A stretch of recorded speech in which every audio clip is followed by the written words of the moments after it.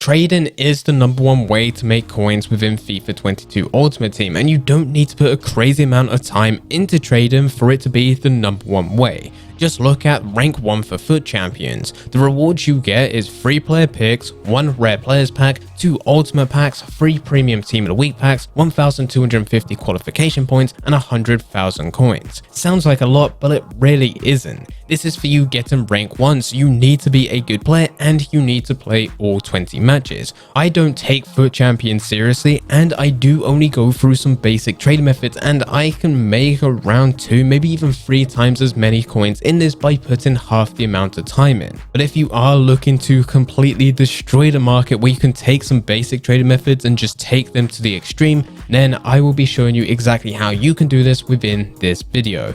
But before we do get into the video, if you're looking to skip trading, just get to the point in where you have coins in your account and you can use them for whatever you want, whether it be packs or players, then there is no better place than Mule Factory. Head over there to get yourself some cheap, fast FIFA 22 coins, completely reliable, and if you use Fnatic5 at checkout, you'll also get yourself a 5% discount. Link can be found in the description down below. Getting back into the video, you do not need to take any type of trading method to the extreme. If you're looking to make an extra 100,000 coins every couple of days, there are some very basic trading methods that you can do, and you just need to spend a little bit of time going through them, and you will eventually make that extra 100,000 coins every now and then. But if you are already doing this and you want to take it to the next level, then there are a few things that you can do which will maximize the most amount of coins that you can make on a daily basis, or maximize the most amount of trades that you can make. The first way is by going into your unassigned with different types of trades or investments. With this, most people will already have to put players for their unassigned, but they only go and use the unassigned once they are listing players or sending them to the transfer list. If you are looking to take trading to the extreme, what you could do is send players to the unassigned and just leave them there.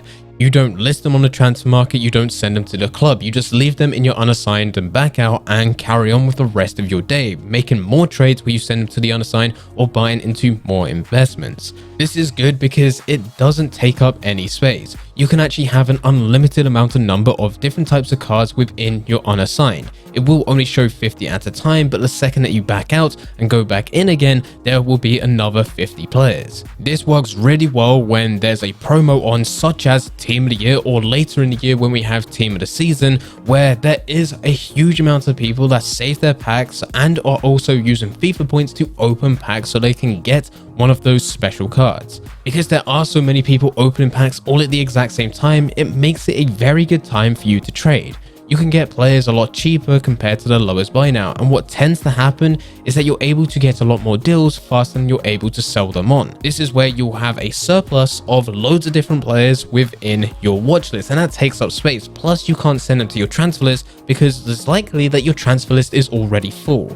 This is when you'll place bids on those players, and once they expire within your watch list, you'll go to assign them, but you'll just leave them in unassigned. You leave them within that menu. You back out and carry on bidding again, because now you have a watch list which is entirely free and you can bid on another 50 players. It also works well if you're looking to invest into one specific player where you need to hold them for a couple hours, a couple days, a couple weeks, or a couple months. You'll buy several cards of that player, and instead of sending them to your club, because you can only send one and the rest will be duplicates, and instead of actually sending them all to your transfer list, which will take up space, you can just keep them in unassigned, and you can leave them there for however long you want. Now with this, it does lead to some problems, mainly being that if you have items within your unassigned, you can't access your store to go and open any packs, and if you can, unfortunately it will tell you that there's items that you need to deal with within your unassigned before you get any more players. But if you don't open that many packs, it really doesn't matter. Plus, on top of that, the items that you already have within your unassigned, hopefully they're going to be making you a lot more coins than even if you did open any of those packs. The next way to take trading to the extreme is to trade with consumables. Very similar to the unassigned method where you can store an unlimited amount of cards within your unassigned, with consumables there's no real reason for you to do this because consumables are unlimited and you can store these to your club without ever being capped. Very similar to the unassigned example, when there is a promo going on where loads of people are opening packs, it leads to there being a lot more cards on the market without there being the same amount of competition, so you can win a lot of trades. This is also a great time to look at consumable items because you're able to get chemistry styles and position modifiers a lot cheaper compared to their lowest buy now. It's very likely that you'll be able to bid and win these items a lot quicker than actually being able to list and sell them on. So this is a great time where you can actually store them to your club without worrying about it taking up too much space, and then you can just sell them off gradually over time. Once they sell, you'll then go back to your club, send them back over to your transfer list, list them, and you'll always have a full transfer list. Yet again, this will stop you from wasting any space, but you can still carry on bidding and carry on making as many coins as possible.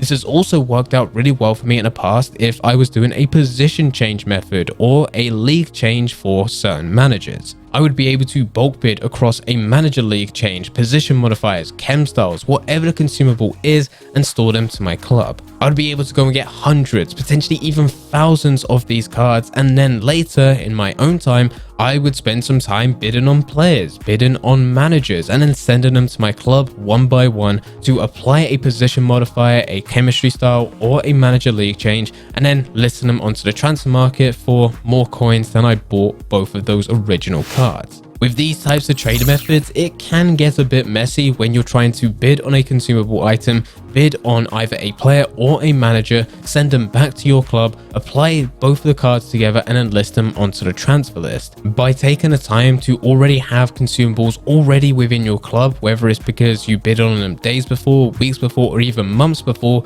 makes life a lot easier. Now you can use your watch list to bid on 50 players or 50 managers rather than it being split down the middle, some being consumables and some being players or managers. It just makes life a lot easier, and even though you're not making coins instantly right at the beginning, it will happen eventually as over time you keep on sending players back to your club to apply different types of consumables and then list them back onto the transfer market. And the good thing about consumables is that they more or less retain their value. It's extremely rare for any type of consumable to spike and then just suddenly drop. And the last way is to look into fodder investing with special cards or just high rated players that you can store to your club. When players are cheap, it's worth actually just going onto Footbin, Footwiz, and getting a list of players which would count as fodder. Fodder being cheap special cards that could be more or less used for different types of SBCs or any type of player that's above 82 rated. It's worth going to use Footbin because Footbin has a graph from when that player was first initially released, and it tracks its daily price across all three platforms, being Xbox, PlayStation, and PC. You can use that graph to make a decision. If that graph is on that higher end of this average price, then it's probably not worth buying into. It's probably at its peak. But if that player is at a lower end relative to what it's been in previous weeks or even months, then it's a good idea to buy and store to your club. There are hundreds of different cards that you can go through, whether it be different types of special cards which are released on a weekly basis, or you could even just look at the rare golds and just buy and store them to your club. The reason you want to get them for their cheapest is because more or less at some point within the future, EA will release an SBC which either requires a special card or it's going to require a rating. When that happens, if that SBC is desirable, it leads to people looking at these types of players to go and use them for that SBC, and that forces these player prices to jump up. We see this happen every single month, and you just need to have a rotation. When people are selling these players and they're at an extremely low price, that's when you should be buying. When everyone is buying these players, that's when you should be selling. You just have this constant rotation. Now I know this doesn't sound like you're taking trading to the extreme, but it really is. It really is if you're having a constant rotation every couple of weeks or every couple of months where you keep on going through this. You buy the exact same players over and over again, only to buy them low and then sell them high. What I tend to do is buy one of each player and just store them to my club. On a weekly basis as well, I would also look at a team of the week as well as the Friday promo, and if anyone is listed anywhere between 10 to 20,000 coins and in the top 5 major leagues, I also buy them and store one of them to my club. As the weeks go on, I will eventually build up many investment teams filled with special cards, and they're worth hundreds, potentially even millions of coins. By the time that it comes round to them being needed for an SBC, they increase in price by a few thousand coins, giving me a lot more coins on top for me to make a lot of profit. I'll sell them on, and by the time that it's all over, I will then buy those players back and do the whole thing over again. To go and get rare gold cards above 82 rated, it can take a bit of time. You do need to go through a list of players and buy buy each one individually to store to your club. And then for any type of special cards, you also need to do the exact same thing. It does take time, but it is definitely worth it. That's why it does fit within this video of taking trading methods to the extreme. If you do have any questions about anything that we've covered within this video, then please feel free to leave them in the comment section down below. Anyway guys, I hope you guys did enjoy. If you did enjoy, don't forget to leave a like and subscribe. But for now, I'm going to see ya.